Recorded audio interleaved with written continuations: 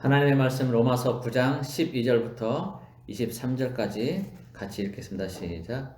리브가에게 이르시되 큰 자가 어린 자를 섬기리라 하셨나니 기록된 바 내가 야곱은 사랑하고 에서는 미워하였다 하신과 같으니라. 그런즉 우리가 무슨 말을 하리요? 하나님께 불의가 있느냐? 그럴 수 없느니라. 모세에게 이르시되 내가 긍휼히 여길 자를 긍휼히 여기고 불쌍히 여길 자를 불쌍히 여기리라 하셨으니 그런즉 원하는 자로 말미암음도 아니요 다른 박질하는 자로 말미암음도 아니요 오직 긍휼히 여기시는 하나님으로 말미암음이니라.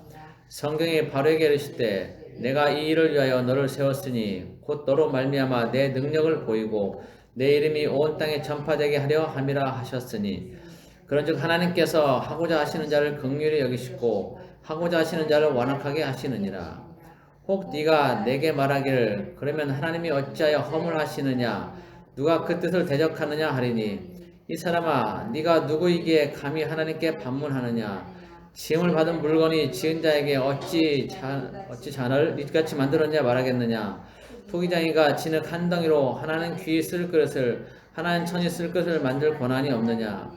만일 하나님이 그의 진노를 보이시고 그의 능력을 알게 하고자 하사 멸하기로 준비된 진노의 그릇을 오래 참으심으로 관용하시고 또한 영광 받기로 예비하신 바 긍휼의 그릇에 대하여 그 영광의 풍성함을 알게 하고자 하셨을지라도 무슨 말을 하리요. 아멘. 네, 오늘 말씀의 제목은 이 사람아 네가 누구이기에, 이 사람아 네가 누구이기에, 이런 제목으로 보겠습니다. 옛날 옛적 호랑이 담배 피던 시절 이야기, 우리가 다 아는 이야기를 한번 해보겠습니다. 옛날에는 지금처럼 먹을거리가 풍성하지 않아서 밥 안 굶고 사는 것만도 다행이고 또 행복이었던 시절이 있었습니다. 보릿고개라는 말이 있을 정도로 그만큼 먹고 사는 것이 힘들었었죠. 그래서 한 입이라도 덜기 위해서 아이들을 다른 집에 입양 보내거나 아니면 나이 든 부모님을 고래장시키기도 했죠. 어느 가정에서도 이런 일이 있었습니다. 먹고 살기 힘들어서 나이 든 어머니를 고래장시키려고 아들이 어머니를 지게에 태우고 깊은 산속으로 가고 있었습니다. 그런데 지게에 타고 있던 어머니는 주머니에서 조약돌 같은 흰 돌을 하나씩 꺼내서 아들 몰래 길 위에 던져 놓았습니다. 그리고 가면서 돌이 다 떨어지자 길가에 있는 나뭇가지들을 하나씩 꺾어 놓았습니다. 어느덧 어머니와 아들은 혼자서는 도무지 집을 찾아갈 수 없는 인적이 드문 깊은 산속까지 가게 되었습니다. 아들은 이쯤이면 되겠다 싶어서 거기 어머니를 내려놓고 잠깐만 계시라고 곧 돌아오겠다라고 하고서 돌아서서 산을 내려오려고 발걸음을 옮겼습니다. 자신을 두고 산을 내려가는 아들에게 어머니는 인자한 목소리로 말씀했습니다. 아들아, 내려갈 때 길 잃지 말고 잘 내려가라. 혹시 길을 모르겠거든 올 때 내가 길가에 있는 나무 가지를 꺾어 두었고 흰 조약돌을 길에 던져 두었으니까 그것을 보고 집을 찾아가면 길을 잃지 않고 잘 찾아갈 수 있을 게다. 이렇게 어머니는 얘기했습니다. 아들은 어머니를 깊은 산속에 버리려고 했는데 어머니는 자신은 생각하지 않고 돌아갈 아들을 염려하고 있었던 것입니다. 이것이 어머니의 마음이고 부모의 마음입니다. 우리가 어찌 억만분의 일인들 부모의 그 마음을 헤아릴 수 있겠습니까? 부모의 마음은 자식의 마음과 다릅니다. 마찬가지로 우리는 우리의 얕은 지식으로는 하나님을 절대로 알 수가 없습니다. 그분의 생각과 계획을 전혀 알 수 없습니다. 짐작조차도 할 수 없습니다. 우리는 불완전하고 하나님은 완전하시기 때문에 그렇습니다. 그리고 하나님은 완전하시기 때문에 그분이 하시는 모든 일은 최종적인 면에서 볼 때 절대적으로 완전합니다. 그런데 중간 과정에서 우리는 그분이 옳지 않은 것처럼 생각할 수도 있습니다. 하나님이 계시면 이럴 수는 없다라는 말을 할 수도 있습니다. 그러나 그런 생각은 결국 우리들이 완전하지 못함을 증명하는 말일 뿐입니다. 오늘 본문을 읽다 보면 우리는 마치 하나님이 모든 것을 자기가 하고 싶은 대로 하는 그런 독재자인 것처럼 생각할 수도 있습니다. 그리고 모든 것은 이미 하나님이 다 정해 놓으셨기 때문에 사람의 생각과 의견은 중요하지 않으며 또 마치 사람의 어떤 선택과 노력이 필요 없는 것처럼 생각되기도 합니다. 15절부터 18절까지 다 같이 한번 보겠습니다. 같이 읽습니다. 시작. 모세에게 이르시되 내가 긍휼히 여길 자를 긍휼히 여기고 불쌍히 여길 자를 불쌍히 여기리라 하셨으니 그런즉 원하는 자로 말미암음도 아니요 다른 박질하는 자로 말미암음도 아니요 오직 긍휼히 여기시는 하나님으로 말미암음이니라. 성경에 바르게 이르시되 내가 이 일을 위하여 너를 세웠으니 곧 너로 말미암아 내 능력을 보이고 내 이름이 온 땅에 전파되게 하려 함이라 하셨으니 그런즉 하나님께서 하고자 하시는 자를 긍휼히 여기시고 하고자 하시는 자를 완악하게 하시느니라. 어떻습니까? 여러분도 저와 같은 생각을 하고 있지 않습니까? 그렇다면 우리는 자연스러운 한 가지 생각에 도달하게 됩니다. 그 생각은 그러면 우리의 존재 의미는 무엇인가? 라는 겁니다. 우리의 존재 의미는 무엇인가? 그렇게 하나님의 마음대로 이것저것 다 하고 그럴 것 같으면 우리는 뭐냐? 이거죠. 사람으로 태어나서 생각하고 결정하며 또한 노력해서 무언가를 성취해 나가는데 그 모든 것들이 다 정해진 것이고 하나님의 뜻대로만 하는 것이라면 우리의 노력은 무슨 의미가 있으며 왜 우리는 이렇게 살아야 하는가? 어떤 사람들은 아무것도 부족한 것 없이 다 누리고 사는데 왜 나는 이렇게 구질구질한 삶을 살아야 하는가? 라는 생각 말입니다. 그러면서 우리의 마음 깊은 곳에서는 하나님에 대한 반감마저 스물스물 올라오기도 합니다. 하나님이 나에게 무슨 억하심정이 있으셔서 이런 환경 속에 나를 두시는가 하는 불평, 불만이 올라오기도 합니다. 그런데 우리가 잊고 있는 것이 있습니다. 바로 우리들 자신에 대한 고찰입니다. 우리는 우리들 스스로가 꽤 괜찮은 존재인 양 착각하며 살아간다는 것을 잊고 삽니다. 우리의 생각과 판단은 얼마든지 제한적이며 틀릴 수 있음을 잊고 사는 것이죠. 우리는 우리들 자신이 마치 하나님인 양, 우리들 자신의 생각과 판단은 늘 옳으며 우리들 자신이 생각하는 것이 진리라고 착각하며 살아갑니다. 달리 말하면 우리들 자신이 피조물이며 또한 죄의 영향 속에서 살아간다는 것을 잊고 산다는 겁니다. 피조물이 하나님처럼 완전할 수 있겠습니까? 절대로 불가능합니다. 더군다나 죄의 영향 아래 있을 때는 더더욱 불가능합니다. 창세기 6장 5절에서는 사람의 죄악이 세상에 가득하고 그의 마음으로 생각하는 모든 계획이 항상 악할 뿐이라고 말씀하고 있습니다. 우리는 죄의 영향 아래 있으면서 늘 마음으로 악한 것들을 생각하며 삽니다. 그래서 우리의 생각은 온전할 수 없고 하나님의 생각을 이해할 수도 없습니다. 우리는 범죄한 상황 속에서 죄인으로 살아가며 모든 것을 판단합니다. 그리고 그러한 판단은 완전하지 않으며 옳지도 않습니다. 그러나 하나님은 절대적으로 의로우신 분이기 때문에 옳고 그름에 대한 그런 판단은 하나님만이 하실 수 있고 그것이 올바른 것입니다. 사람은 아무리 의로운 채도 절대 의롭지 못합니다. 아무리 똑똑한 채도 완전한 판단을 할 수가 없습니다. 모든 것이 제한적입니다. 완전하지 못한 상황 속에서 하는 생각과 판단이 과연 옳을 수 있겠습니까? 결코 옳지 못하다는 결론에 다다를 수밖에 없습니다. 공포스러운 상황 가운데 홀로 남겨져 있을 때 제대로 된 판단을 할 수 있을까요? 공황 장애가 있는 사람이 제대로 된 판단을 할 수 있을까요? 불가능하다고 봅니다. 결국 사람이 하는 모든 생각과 판단은 완전하지 못하고 제한적이고 틀릴 수밖에 없습니다.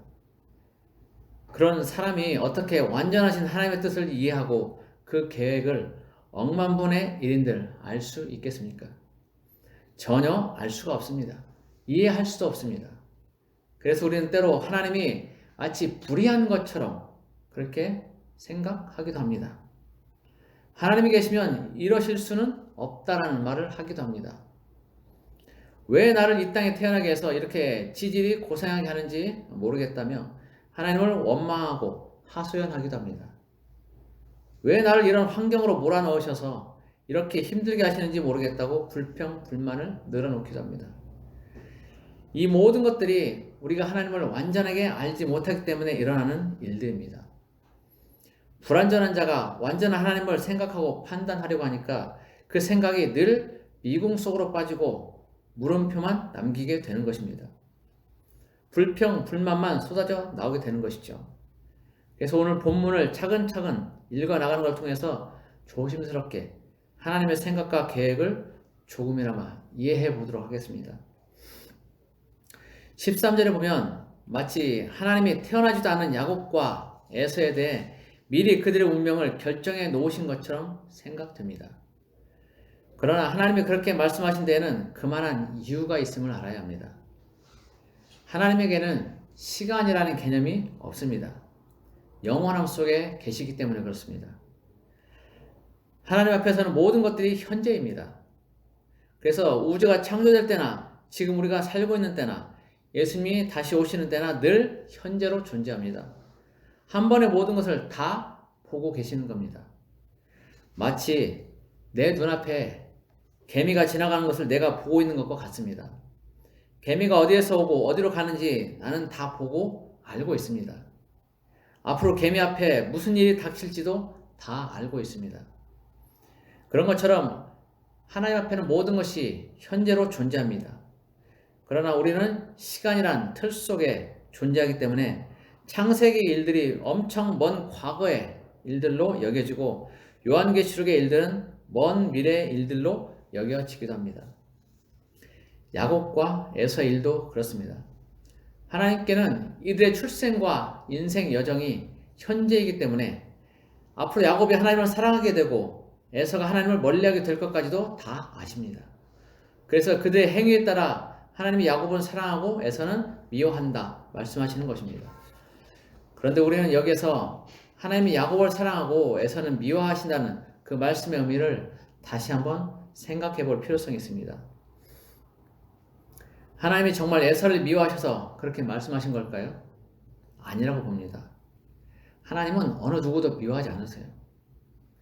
하나님은 야곱과 에서를 다 같이 사랑하십니다. 다만 에서는 덜 사랑하시는 것일 뿐입니다. 하나님이 모든 사람들을 사랑하신다는 것에 대해서 요나서를 통해서 보도록 하겠습니다. 요나서를 통해서 볼 때 니느웨 성 사람들은 하나님을 모르고 악을 행하는 사람들입니다. 그런데 하나님은 이 사람들이 비록 하나님 앞에 악을 행할지라도 이들이 멸망하는 것을 원하지 않으셨습니다. 그래서 요나를 통해서 이들이 회개하고 돌이킬 수 있도록 기회를 주셨습니다. 이들을 사랑하시기 때문입니다. 요나서 4장 10절 11절을 보면 이렇게 말씀하고 계십니다. 여호와께서 이르시되 네가 수고도 아니하였고 재배도 아니하였고 하룻밤에 났다가 하룻밤에 말라버린 이 박넝쿨을 아꼈거든 하물며 이 큰 성읍 니느웨에는 좌우를 분변하지 못하는 자가 12만여 명이요 가축도 많이 있나니 내가 어찌 아끼지 아니하겠느냐 하시니라. 하나님은 이처럼 모든 사람들을 사랑하십니다. 비록 그들이 악할지라도 말입니다. 우리가 생각할 때 그 사람은 너무나 악해서 죽고 지옥에 가는 것이 마땅하다고 생각할지라도 하나님은 그 사람을 사랑하십니다. 우리는 김정은이 얼른 죽었으면 좋겠죠. 그리고 남북이 자유롭게 평화통일이 됐으면 좋겠죠. 그것이 마땅하다고 생각을 합니다. 그러나 하나님은 김정은이 그대로 멸망하고 죽는 것을 원하지 않습니다. 그가 아무리 악할지라도 하나님은 그가 회개하고 돌이키기를 원하십니다. 그가 살기를 원하십니다. 하나님은 사랑하십니다. 모두를 사랑하십니다. 그래서 어느 누구도 죽는 것을, 지옥에 가는 것을 절대 원하지 않으십니다. 에스겔 33장 11절에서 하나님은 이렇게 말씀하세요. 나는 악인이 죽는 것을 기뻐하지 아니하고 악인이 그의 길에서 돌이켜 떠나 사는 것을 기뻐하노라. 하나님의 사랑이 드러나는 말씀이죠. 하나님은 모든 사람을 사랑하시는데 야곱과 에서도 사랑하십니다. 다만 에서는 덜 사랑하실 뿐입니다. 정도의 차이가 있을 뿐인 것이죠. 그리고 그들의 모든 생애를 다 미리 아시기 때문에 그들의 마음가짐과 행위에 대해 하나님도 그에 맞게 반응하시고 그들이 태중에 있을 때 미리 말씀하신 것입니다.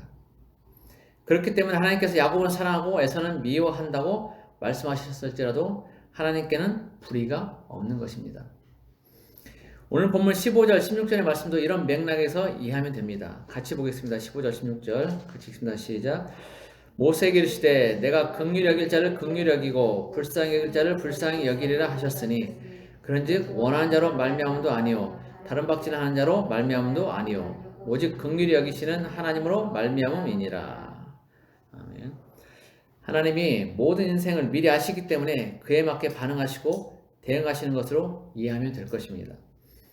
그리고 하나님이 하시는 그 모든 것들은 하나님의 전적인 주권에 해당하는 것이고 그에 대해서는 어느 누구도 왈가왈부할 수 없습니다. 앞에서 말한 것처럼 하나님은 완전하시고 우리는 불완전하여 하나님의 뜻과 계획을 온전히 알 수 없기 때문입니다. 지금까지 우리는 하나님을 오해하지 않고 하나님의 뜻과 계획을 올바로 알아가기 위해서 필요한 미리 아신 부분에 대해서 알아보았습니다. 그리고 이제 그 다음인 허용에 대해서 알아보도록 하겠습니다.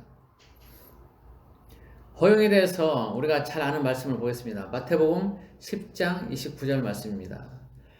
참새 2마리가 한 앗사리온에 팔리지 않느냐. 그러나 너희 아버지께서 허락하지 아니하시면 그 하나도 땅에 떨어지지 아니하리라. 이 말씀을 통해서 보면 세상의 모든 것들은 하나님이 주관하십니다. 그런데 우리가 일상에서 흔히 겪게 되는 모든 것들의 거의 대부분이 하나님의 허용 가운데 이루어진다는 것을 알 수 있습니다. 우리는 참새가 사람에게 붙잡히는 것이 그저 사람이 지혜가 있거나 참새가 멍청해서 이루어지는 것으로 생각할 수 있지만 그 내면에는 하나님이 허락하셨기 때문에 가능하다는 겁니다. 이 허용에 대해서 오늘 본문 17절에서는 애굽왕 바로와 관련해서 언급하고 있습니다. 애굽은 지금의 이집트를 얘기하고 바로는 파라오 왕을 얘기하는 거죠. 하나님이 바로를 애굽 왕으로 세운 것은 바로로 말미암아 하나님의 능력을 보이고 하나님의 이름이 온 땅에 전파되게 하기 위해서라고 말씀하십니다. 이스라엘 백성은 430년 동안 애굽에서 살았습니다. 그런데 이스라엘 사람이면서 애굽의 총리로 지냈던 요셉을 알지 못하는 새로운 왕이 세워지면서 애굽에서 종살이를 하며 지내게 되었습니다. 그리고 그 종살이가 힘들어서 하나님께 부르짖었고 그러자 하나님이 모세를 통해서 그들을 애굽에서 나와 가나안 땅에 들어가게 하신 겁니다. 그런데 그 과정에서 애굽 왕 바로는 이스라엘 백성들을 놓아주지 않으려고 하다가 10가지 재앙을 맞게 됩니다. 10가지 재앙을 맞는 동안 바로는 계속해서 스스로 그의 마음을 완악하게 했습니다. 그런데 바로가 자기의 마음을 완악하게 한 것에 대해서 성경은 이렇게 2가지로 표현하고 있습니다. 출애굽기 7장 13절 말씀을 보면 바로의 마음이 완악하여 라고 표현하고 있어요. 바로의 마음이 완악하여. 그러나 바로의 마음이 완악하여 그들의 말을 듣지 아니하니 여호와의 말씀과 같더라. 그리고 출애굽기 9장 34절에서도 바로가 마음을 완악하게 하니 이렇게 표현하고 있어요. 바로가 비와 우박과 우레소리가 그친 것을 보고 다시 범죄하여 마음을 완악하게 하니 그와 그의 신하가 꼭 같더라. 이 2가지 표현들은 바로가 스스로 마음을 완악하게 하는 것으로 표현하고 있죠. 근데 출애굽기 10장 20절을 보면 이렇게 되어 있어요. 여호와께서 바로의 마음을 완악하게 하셨으므로. 그러나 여호와께서 바로의 마음을 완악하게 하셨으므로 이스라엘 자손을 보내지 아니하였더라. 이 2가지는 나눠지죠. 이 문장들만 보면 바로가 스스로 마음을 완악하게 한 것인지 아니면 하나님이 바로의 마음을 완악하게 하신 것인지를 분별하기가 쉽지 않습니다. 그러나 히브리 문학에 대해서 이해를 하면 의외로 문제는 쉽게 풀립니다. 히브리 문학은 표현상 하나님이 허용하신 것에 대해서도 하나님이 직접 하신 것으로 표현을 합니다. 하나님이 주권자이시기 때문에 하나님이 직접 하신 것이나 허용하신 것이나 결국 같은 것으로 보는 것이죠. 그러니까 오늘 본문 17절 해석하면 하나님은 바로의 마음이 완악하게 되는 것을 허용하셨고 그 완악함에 대적하여 이적들을 행하심으로 하나님의 능력을 보이셨고 또 하나님의 이름이 온 땅에 전파되게 하셨다는 겁니다. 마태복음 26장에는 예수님이 잡히시던 밤에 있었던 일에 대한 그런 이야기가 나옵니다. 예수님이 잡히시게 되자 베드로는 가지고 있던 칼을 꺼내서 예수님을 잡으려 하는 말고라는 사람의 귀를 베게 됩니다. 그때 예수님은 베드로에게 이렇게 말씀하세요. 52절부터 54절까지 보면 이에 예수께서 이르시되 네 칼을 도로 칼집에 꽂으라. 칼을 가지는 자는 다 칼로 망하느니라. 너는 내가 아버지께 구하여 지금 12군단 더 되는 천사를 보내시게 할 수 없는 줄로 아느냐. 내가 만일 그렇게 하면 이런 일이 있으리라는 성경이 어떻게 이루어지겠느냐 하시더라. 예수님은 천사들을 동원해서 붙잡히지 않으실 수도 있었지만 예수님 자신이 제물로 드려져야만 모든 사람들을 죄에서 구속할 수 있기 때문에 그렇게 하지 않으시고 순순히 붙잡혀 주신 것입니다. 즉 대제사장 무리들이 예수님을 붙잡고 십자가에 못 박는 것을 허용하신 것입니다. 그러나 미리 하시고 그에 맞게 대응하시든 아니면 상황들을 허용하시든 또한 직접 상황 속에 개입하시든 그 모든 것들은 하나님의 주권하에 있습니다. 아무도 하나님께 왜 그렇게 하셨냐고 따져 물을 수 없습니다.